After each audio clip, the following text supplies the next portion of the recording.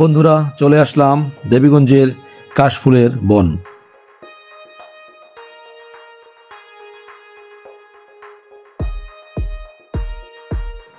দেবীগঞ্জের কাশফুলের বন দেখার জন্য চলে আসতে হবে বিএডিসি ফার্ম।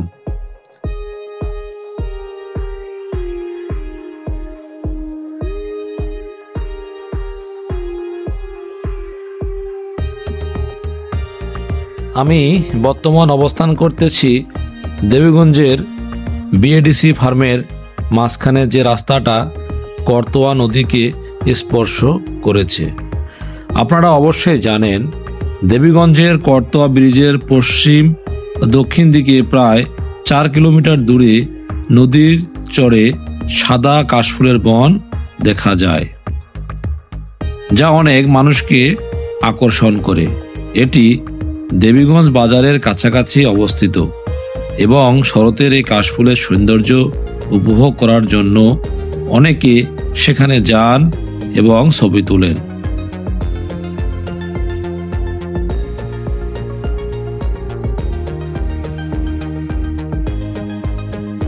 আমি কৃষকের পরিত্যক্ত জমি ভাঙ্গাচুরা রাস্তা দিয়ে যাচ্ছি করতোয়া নদীর কিনারে।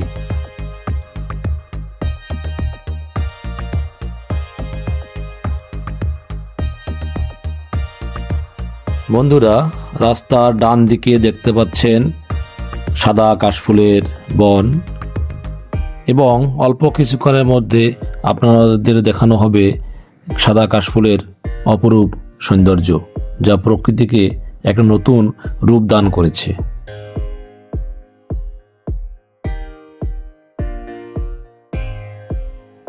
বন্ধুরা, আপনারা যে চিকন রাস্তাটি দেখতে পাচ্ছেন, এই রাস্তাটি বর্ষাকালে পুরোটাই পানির নিচে তলিয়ে যায়।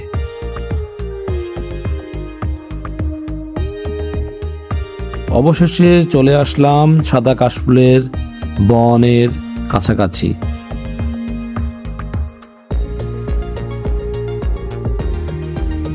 দেবীগঞ্জের করতোয়া ব্রিজের পশ্চিম ও দক্ষিণ দিকে প্রায় 4 কিলোমিটার দূরে নদীর চরে এই কাশফুল বন দেখা যায়।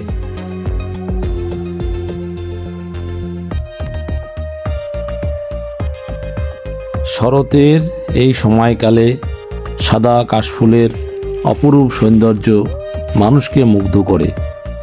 বিশেষ করে যারা তরুণ, তারা সেখানে এসে ছবি তুলে এবং সময় কাটাতে অনেক পছন্দ করে।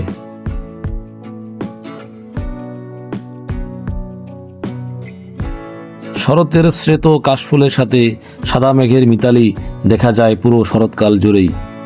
শরৎ ও কাশফুল যেন একই সুতার মালা।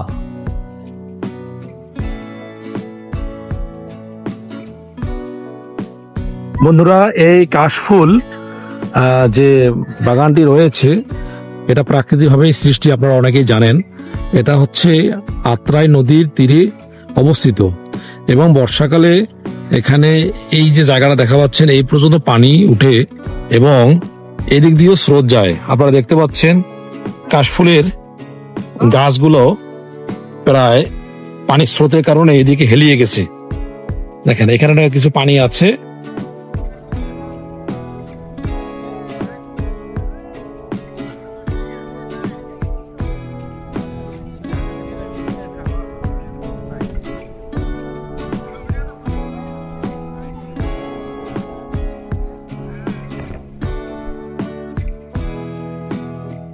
দেবীগঞ্জ উপজেলায় বিলুপ্তির পথে কাশবন।